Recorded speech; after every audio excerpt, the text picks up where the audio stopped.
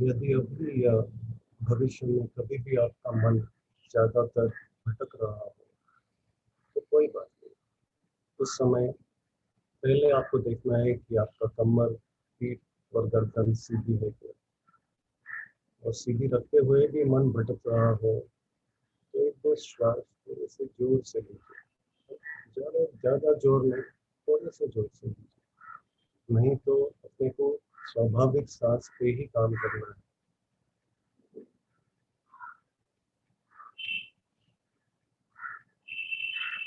जितना हल्का श्वास होगा उतना ज़्यादा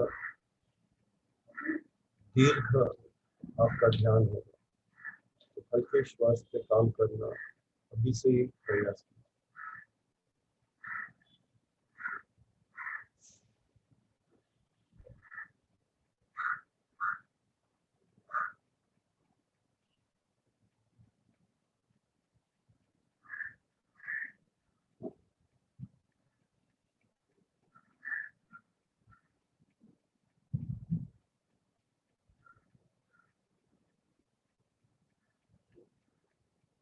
बस इतना ही करना है अपने को। धीरे से आपके आँख खोलिए। जो चश्मा लगाते हैं या ऐनक लगाते हैं दोबारा लगा सकते हैं। और अभी हम कुछ ये विद्या के बारे में कुछ सवाल उत्तर देंगे, खुशी से देंगे। आपसे, आप में से किसी को भी कोई भी सवाल है तो खुशी से पूछ सकते हैं।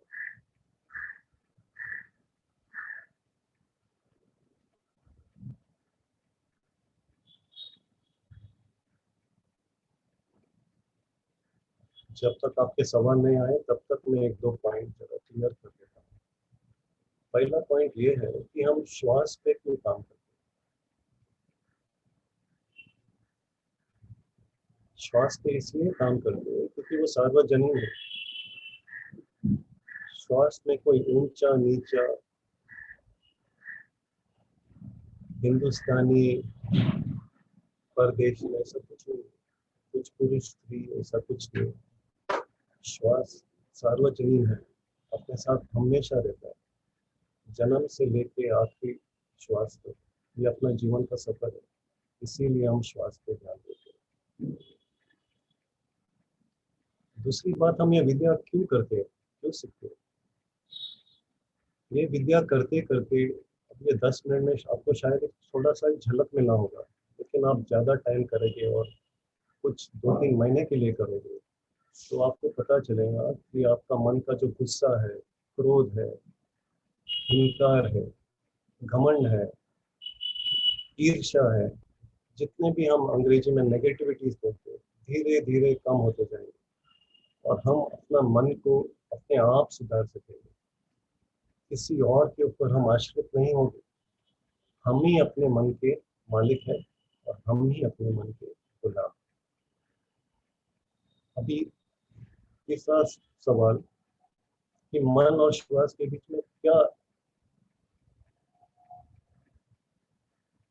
क्या रिलेशनशिप है,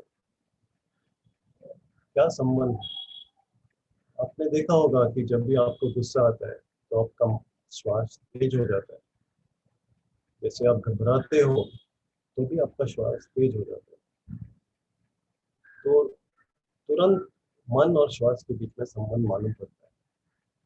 तो जो इंसान पूरा दिन, पूरी रात जितना भी हो सके उतना वो अपने मन को काबू में रखता है श्वास को देखते देखते, तो तुरंत उसको मालूम पड़ेगा कि जैसे उसका मन भटक गया, गुस्सा आ गया, कोई दूसरा नेगेटिव चीज आ गया, इससे उसका श्वास तेज हो गया, उसको मालूम पड़ेगा कि मैं गलत रास्ते पे जा रहा हूँ।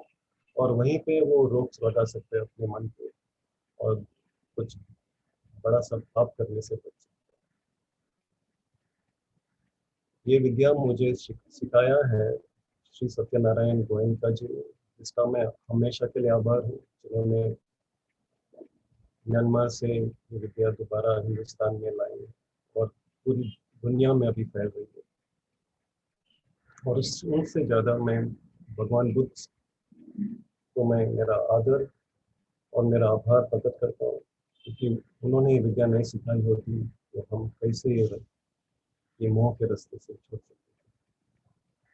बस अभी आपको कोई भी सवाल है तो पूछ सकते हो, अन्यथा मेरा जो थोड़ा सा जो टॉक था यहीं पे खत्म करता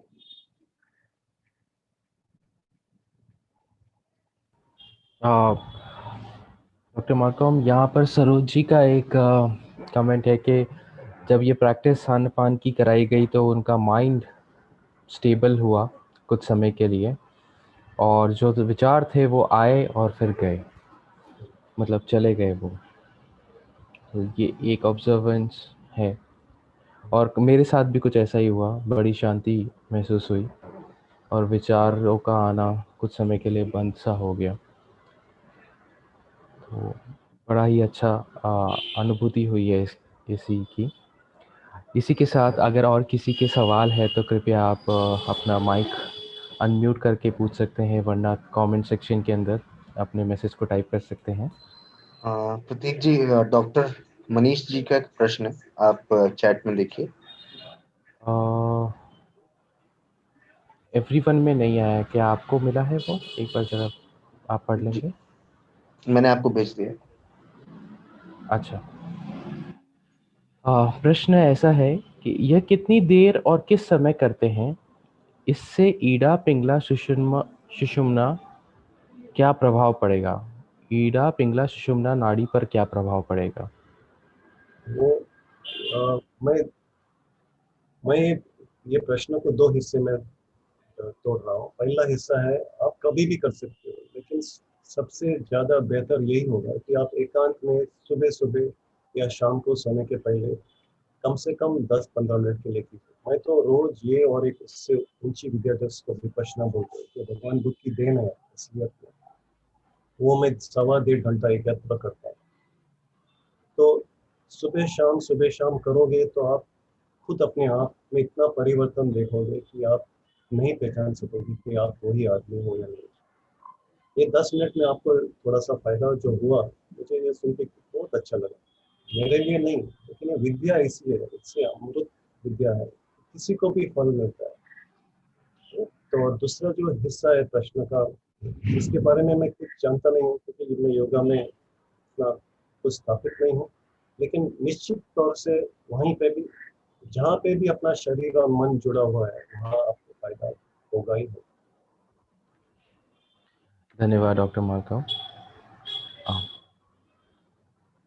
अब इसी के साथ हम लोग आगे बढ़ते हैं, और एक सेकंड, एक सवाल शायद। अच्छा, एक मुकेश सारस्वत जी का सवाल है कि क्या इसको हम सोते हुए भी प्रैक्टिस कर सकते हैं? हाँ हाँ, कर सकते हैं, लेकिन मेरा एक अनुरोध है आप सभी को से, ये अपने प्राचीन भारत की ये बहुत अमूल्य विद्या है। तो इसको सही ढंग से करने का तरीका यही है कि आप जब भी बैठोगे तो पाल्टी मार के एक पैर के ऊपर दूसरा पैर सुखासन में, या हो सके तो अर्ध पद्मासन में भी आगे जाके कर सकते हो, तो उसमें बहुत ज्यादा फायदा होगा। नहीं तो कुर्सी पे भी, जिसको कोई दिक्कत हो तो कुर्सी पे भी बैठ के कर सकते हो। हाँ, और जिसको जो बेचारे कुछ कारण की वजह से बैठ नहीं सकते हो, तो खुशी से वो लेट के भी कर सकते हो, बल्कि आप चलते चलते भी कर सकते हो। मैं तो खाना खाते समय, कुछ भी करते समय हमेशा श्वास से मेरा मन जुड़ा हुआ है। और मैं तो एक छोटा सा मामूली सा साधक हूँ। आप तो बहुत आगे मुझसे बढ़ सकोगे ये विद्या करके, कोई भी हालत में आप कर सकते हो। सिर्फ सोते समय शायद थोड़ा मुश्किल हो सकता है, फिर भी सोते समय, सोने के पहले कुछ 10 एक क्षण आप श्वास देखते देखते सोएंगे, और उठते समय श्वास देखते देखते उठेंगे, तो बहुत फायदा बहुत बहुत धन्यवाद डॉक्टर मार्कव। है। इसी कड़ी में हम आगे बढ़ते हैं, और हमारे साथ अगले जो जुड़ने जा रहे हैं वो है प्रोफेसर प्रशांत पानीग्राही। ये स्पीच और प्रेजेंटेशन ऑन योग तंत्रा, जिसके थ्रू हम आनंद मार्ग पर चल सकते हैं, उसके ऊपर बात करेंगे। So a little bit introduction about doctor Prashant Kumar Panigrahi. He is an associate professor in philosophy in Jatani College, Odisha. His MPhil work was Neoethics in Analytical Study, and his doctoral work is based on Rajadhi Raj Yoga, the concept and the cult. So he has long dedicated practice of Anand Marga, a spiritual movement that conjoins yoga and tantra for all household and host sannyasis. We welcome you, sir, to our conference. Request you to please unmute and enlighten us. Thank you. Am I audible? Yes, sir, you are. Thank you. Thank you. A very good afternoon to all of you.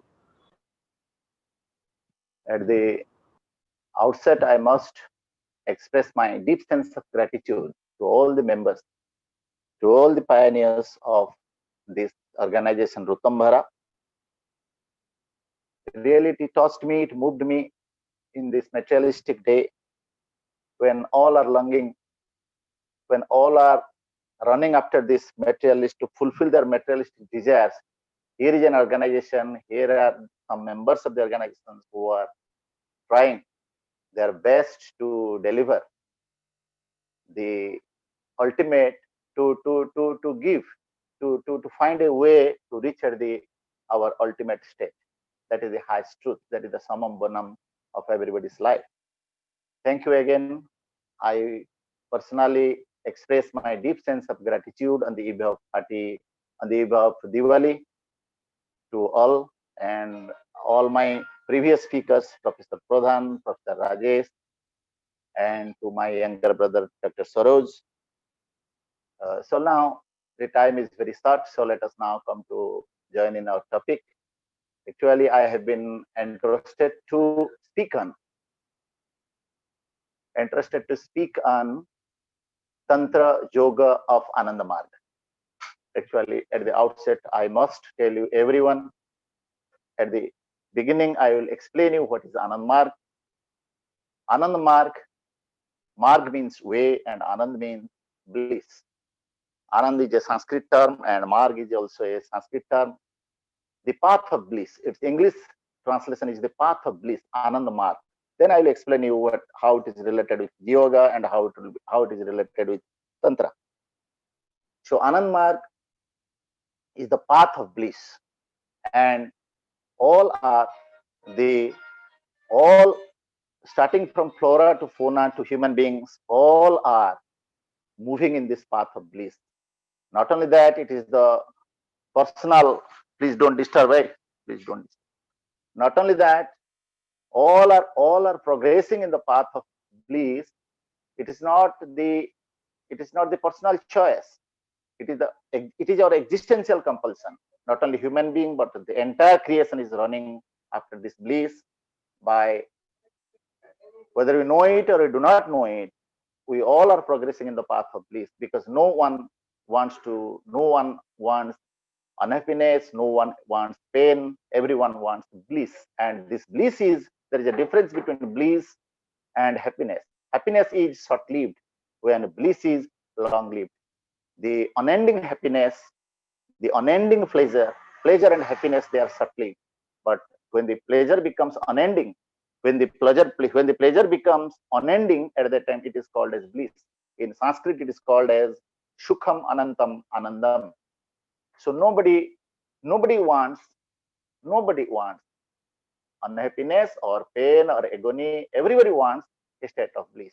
And this is the one Sanskrit verse comes to my mind. There is a difference between man and animal, but in 4 points, men are equal to animal. That is ahara nidra bhayamainthunascha samana metat pasubinaranam. Means in 4 points we all are equal. There is no difference between man and animal. Man eats, animal also eats. Man eats, animal also eats. Man fears, animal also fears. Ahara nidra, man sleeps, animal also sleeps. Man has hunger, animal has hunger. Ahara nidra bhayamainthunascha samana metat pasubinaranam. And man procreates and animal also procreates. Man makes its creation, and animal also. Man makes man creates their families, creates their man develops in the man procreates, and they also animal also procreates. Ahara nidra bhaya maithuna.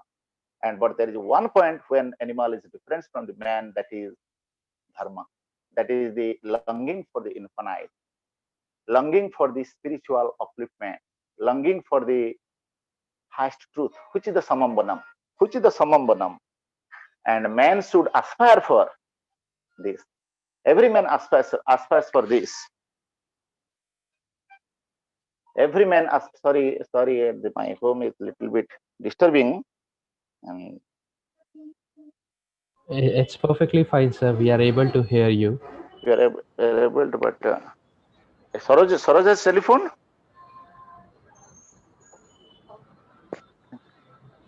Thank you. Thank you. Please. Okay. Thank you. Sorry for the disturbance. And this man, and so dharmena me tat pasubhi samana. If a man will not follow the path of dharma, if man will not practice, if man will not adopt to a practice which will which will lead him to the path of dharma, then he is equal to a beast. So this is Anand Marg. So Anand Marg is the path of bliss. It prescribes, it shows the path following which the entire creation the entire creation reaches in its samambanam. And then I'm coming to yoga. The term yoga has two meanings. One is addition, another is union. One is addition, another is union. Addition is yoga in the sense of addition is used in mathematics. And yoga in the sense of addition is used in mathematics. Yoga in the sense of union is used in the philosophical jargon. And yoga in the sense of union. Yoga in the sense of union is the samambana. Here it is the union between Jivatma with Paramatma. So in philosophical terminology, we use yoga in the sense of union. And this union is between Jiva and Shiva, between Atma and Paramatma, between Bhuma and Anu and Bhuma, and between microcosmic entity with the macrocosmic entity. So this is union. And yoga has two meanings. One is addition, another is union. First thing, addition is used in the sense of, it is used in mathematical sense, and union is used in the philosophical sense.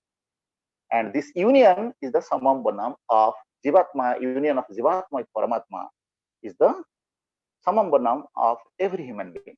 It is the harsh truth to be realized in this life, otherwise we will be no way different from the animal. And for this union, yoga is a means. To reach at this samambanam, to reach at this harsh truth, yoga is a means. So yoga is an end. It is an end, and it is also a means. But in its end, it refers to union between Jivatma with Paramatma, and as a means, it refers to the yogasanas, the physical exercises,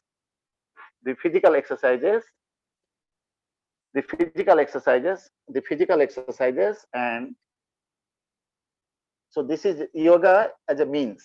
Yoga is considered as the means to reach at that high state. That is the samambanam, that is the highest goal.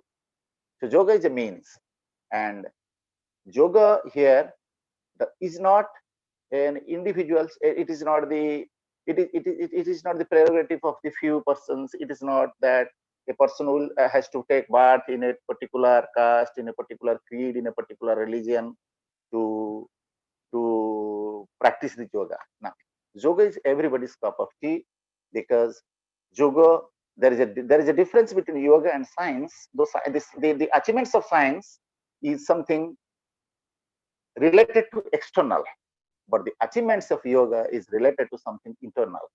and the results of science are repeatable, and the results of yoga are also repeatable, because our human being, the body of a human being, it may be of any caste, any creed, any color, any religion. We have some spiritual points in our body.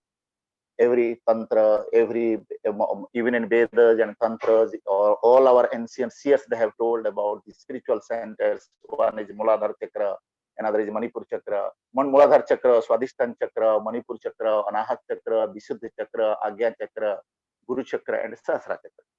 So all the chakras, each chakra is associated with some glands. Here, though the chakras are not, as they are the spiritual points of the human body, though they are not accepted by the scientists, but each chakra is associated with some glands and subglands. And these glands and subglands are accepted by these scientists. Science, gonads, testes, ovaries, all these glands and subglands are accepted by the scientists. And when we do yogasanas, from the very beginning, yogasana is a means to reach the high state. So yogasana is not the ultimatum. Yogasana is not the end. Yogasana is not the goal, but it clears it makes the body prepared. It makes the body cleans. It makes the body appropriate to reach the highest goal. So, and each chakra is associated with some glands, and each gland secretes some hormones. Each gland secretes some hormones. And by yogasanas, what will be the result of yogasana? If we do particular yoga, for each chakra, there are some asanas. If suppose if I say some asanas, then my Vishuddha chakra will be the glands and subglands, and each gland, each subgland, it secretes some hormones. The hormonal secretion will be balanced if we do yogasanas. Suppose one person is very afraid of anything external, maybe an external man, maybe the furies of nature, he's very afraid of.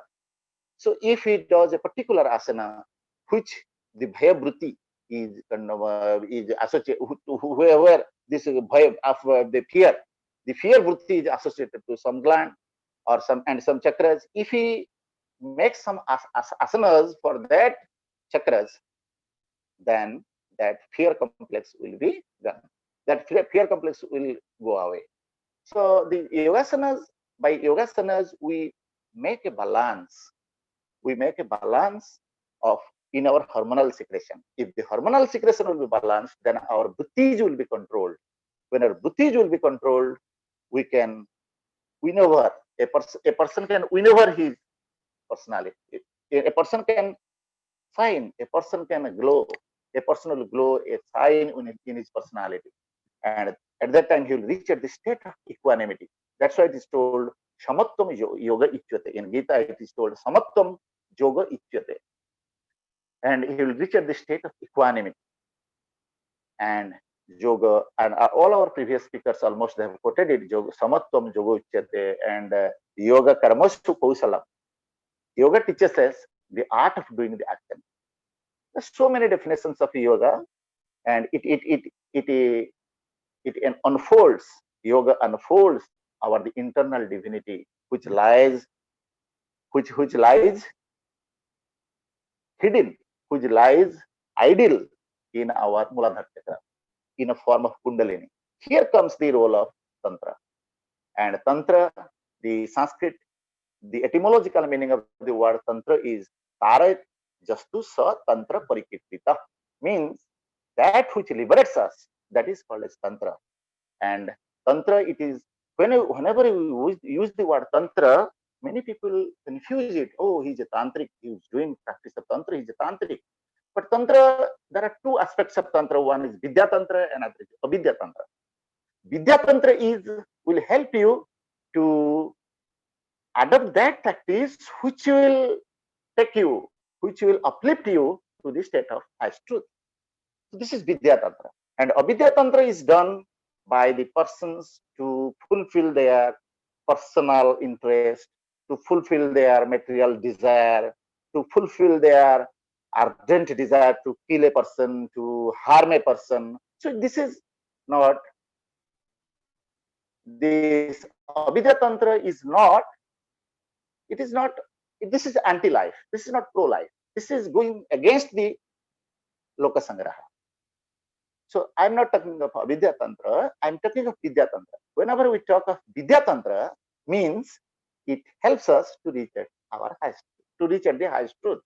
So I'm talking of Vidya Tantra. And in Tantra also, Tarak, that which liberates, that is called as Tantra. Not that the Tantra is understood as that which helps us to fulfill our personal desire, personal intense, selfish interest. That is not. Abhidya, I'm not talking of Abhidya Tantra, because Abhidya Tantra cannot liberate you. Abhidya Tantra cannot help you to reach the highest goal. So I am talking of Vidya Tantra. And whenever we use the word tantric, a tantric, we should understand in the sense of doing some intuitional practice, doing some spiritual practice, which is purely based on science. And whenever we, and there are also two schools, one is Dakshinachara school and another is Bhamachara school in Tantra. The Dakshinachara school, which is pacificatory in nature. Here, in Dakshinachara schools, those who follow the path of Dakshinachara school in Tantra, they perform rites and rituals, because our Vedas accepts multiple gods and goddesses. One god for rain god, for Agni Devata, and Barsa, to get rain, to find rain, we have to appease the rain god in order to go, to escape, to make us free from the extreme heat. We have to pray for rain, and we have to we have to worship Indra Devata. So that is Dakshinachara school. In Dakshinachara school, we adopt to rites and rituals. But in Bhamachara school, sadhana, where the sole purpose is to acquire supernatural powers through causeless fights against the forces of nature. This is also not the true sense. This is also the etymological meaning that I told you, Tantra, Tarat just to Tantra Parikitita. Here the purpose of meaning of Tantra is here is also not fulfilled.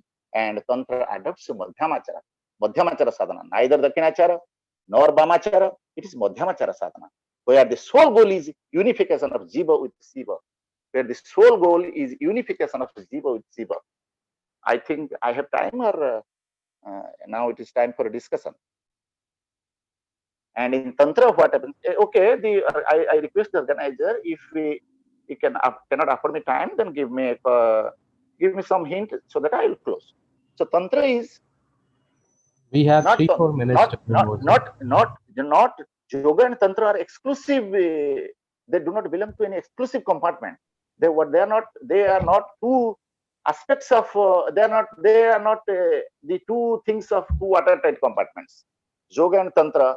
And in Tantra, we have to do some intuitional practice to arouse our Kundalini. Kundalini, what is Kundalini? The Kundalini in every individual, the Kundalini is it is a serpentine coil. It looks like a serpent, and it remains in a coil form. In a mosquito coil, like in a serpentine coil, it is the hidden potentiality, hidden spiritual power which lies hidden in Muladhara Chakra, in our basal plexus. And when we learn some intuitional practice, we chant some Ishta mantra associated with some suddhis like Bhuta Suddhi, Chitta Suddhi, and Asana Suddhi. In Bhuta Suddhi, what we will do, we withdraw our mind from the external world, and we concentrate in our body. And through two nadis, spiritual nadis like the Ida and Pingala, and we have one center, Susumna. And each Ida, Pingala, and Susumna, where they meet, that makes a chakra. And like Muladhara Chakra, Swadhisthana Chakra, Manipur Chakra, Anahat Chakra, Visuddha Chakra, Agyan Chakra, Guru Chakra, and Sahasrara Chakra. So each point of unit, each point of meeting, each meeting point is chakra. And when we withdraw our mind from the external world, and again we chant this mantra